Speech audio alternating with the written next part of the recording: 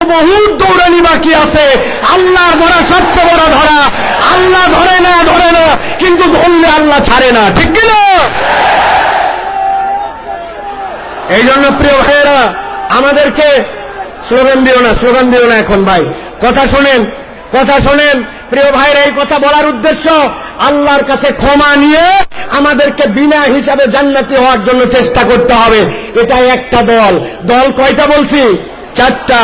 চলেন এবার 2 নম্বর দল। কয় মিনিট আছে আমাকে লিখে দিবেন, বসেন আপনি।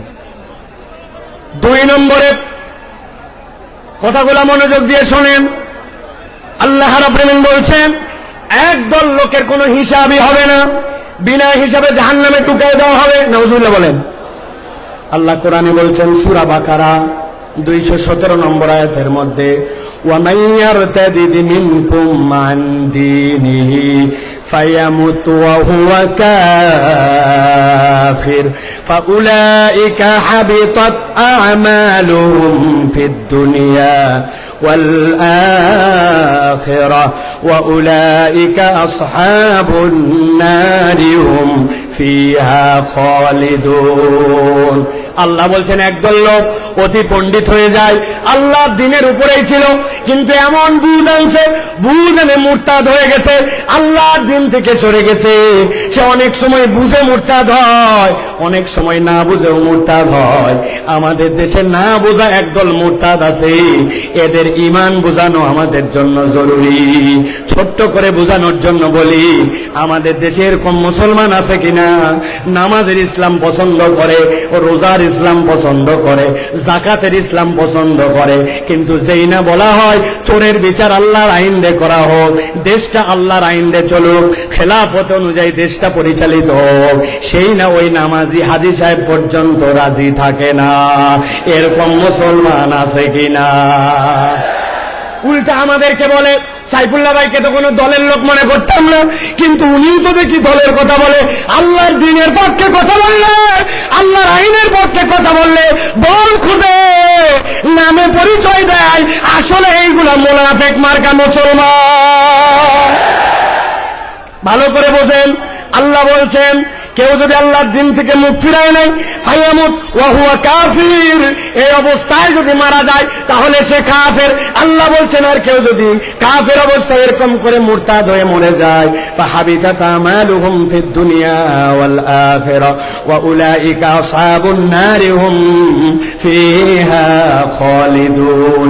এই মানুষগুলোকে চিরস্থায়ী জাহান্নামে ঢুকানো হবে, এদের কোনো বিচার হবে না, সরাসরি জাহান্নামে যাবে।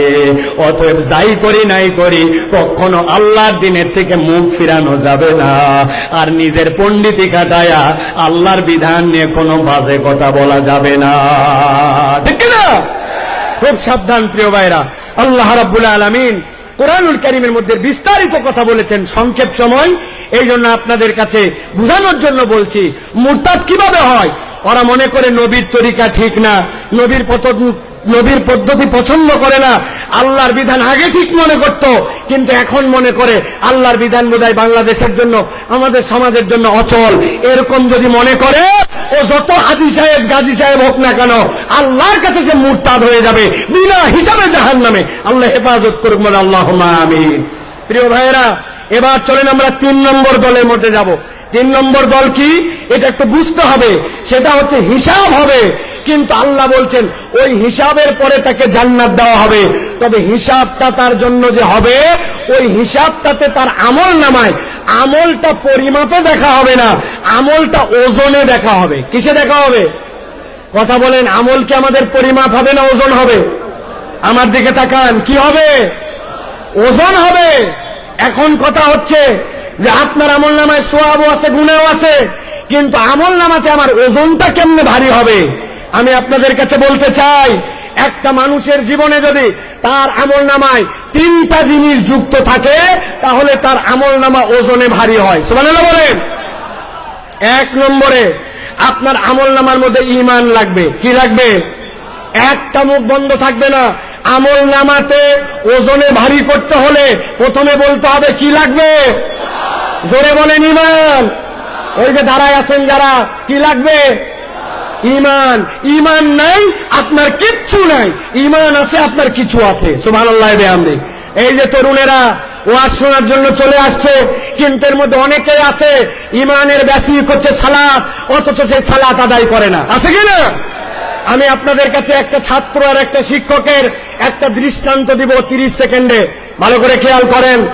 এক ছাত্রকে তার ওস্তাদ জিজ্ঞাসা করছে, বলতো দুনিয়াতে নামাজ পড়ে না কারা কারা?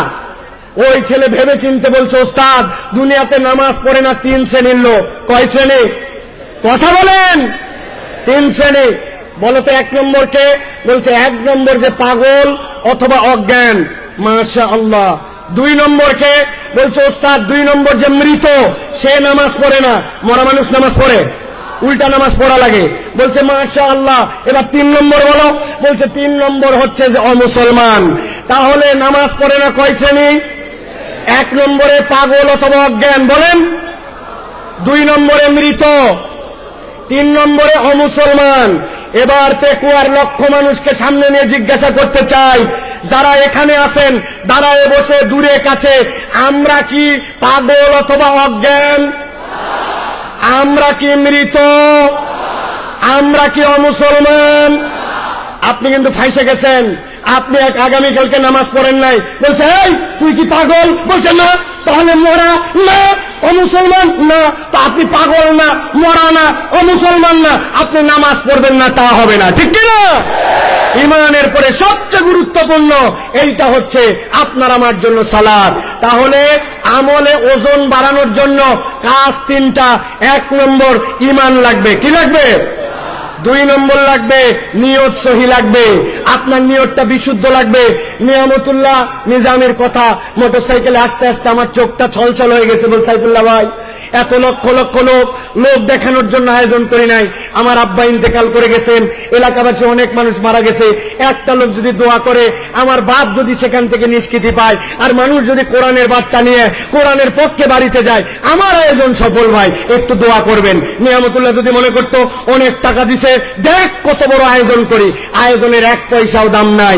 এই জন্য আমলটা লাগবে ইখলাসের সাথে, আল্লাহর জন্য, ঠিক কিনা? আমল করব কার জন্য? আল্লাহর জন্য। আর আমল নামায় যদি ওজন বাড়াতে চান, 3 নম্বর পয়েন্ট হচ্ছে নবীর তরিকায় করা লাগবে। কার তরিকায়? নবীর তরিকায়। এইটার মধ্যে কথা আছে প্রিয় ভাইরা, আমরা নবী সাল্লাল্লাহু আলাইহি ওয়াসাল্লামের তরিকা মানতে চাই, ঠিক কিনা? কথা বলেন। কিন্তু আমরা যুক্তি তর্কে গেলে অনেক সময় নবীর বিপক্ষে আমরা কথা মানবো না বলি, কিন্তু আবার ওই মানুষটাই যুক্তি তর্কে উল্টাই ফেলি।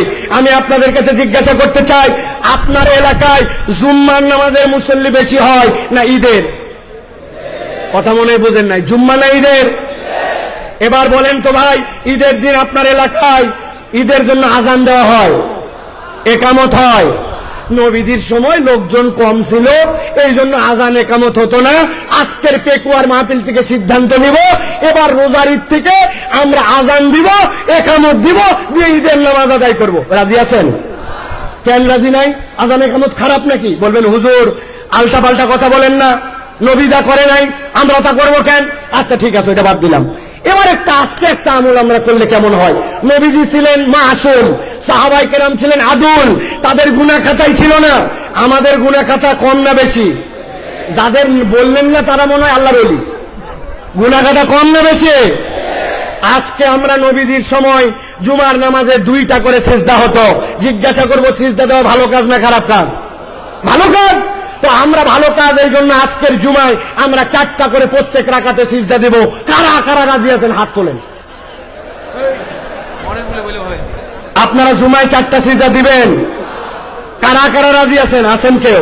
বলে হুজুর আলগা কথা বলেন না, জুমার নামাজ নবীর ওখান থেকে সিলেক্ট করা।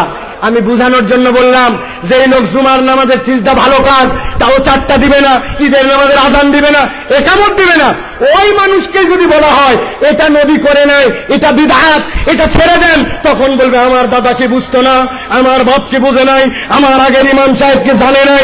এই কথা বলে বলে নবীর তরিকার থেকে নিজেকে সরায়। আপনি আপনার আমল নামায় যদি ওজনে বাড়াতে চান, গুনাহ আছে কিন্তু ওজনে বাড়াতে চান, ঈমান লাগবে, ইখলাস লাগবে, নবীর তরিকায় আমল হওয়া লাগবে। নবীর তরিকায় আমল নাই, আল্লাহর কাছে তার এক পয়সাও দাম নাই। কথা পরিষ্কার? আল্লাহ রাব্বুল আমিন আমাদেরকে বোঝার তৌফিক দান করেন। আল্লাহ রাব্বুল আমিন আমাদেরকে রাসূলুল্লাহ সাল্লাল্লাহু আলাইহি ওয়াসাল্লামের পথ পদ্ধতি মেনে নিয়ে চলার তৌফিক দান করেন। 30 সেকেন্ড একটা উদাহরণ দিয়ে রাখি। মাছ কিনতে যান বাজারে, 1000 টাকা কেজি ইলিশ মাছ, গাগর মাছ ভিজায় রাখছে পানির মধ্যে। আপনি বলছেন পানি ফেলায় দিবি, পানি অনেক ফেলায়, কিন্তু ফেলানোর পরেও 1 কেজি মাছের মধ্যে 20 গ্রাম পানি থেকে যায়। 1000 টাকা কেজিতে 20 গ্রাম পানিও বিক্রি হয়ে যায়, ঠিক কিনা? আমাদের গুনাহ থাকবে, অপরাধ থাকবে, কিন্তু ঈমান যদি থাকে আর ইখলাস যদি থাকে, নবীর তরিকায় ইবাদত থাকে, তাহলে ওই পানি যেরকম বিক্রি হয়ে যায়, আমাদের গুনাহগুলো আল্লাহ রাব্বুল আলামিন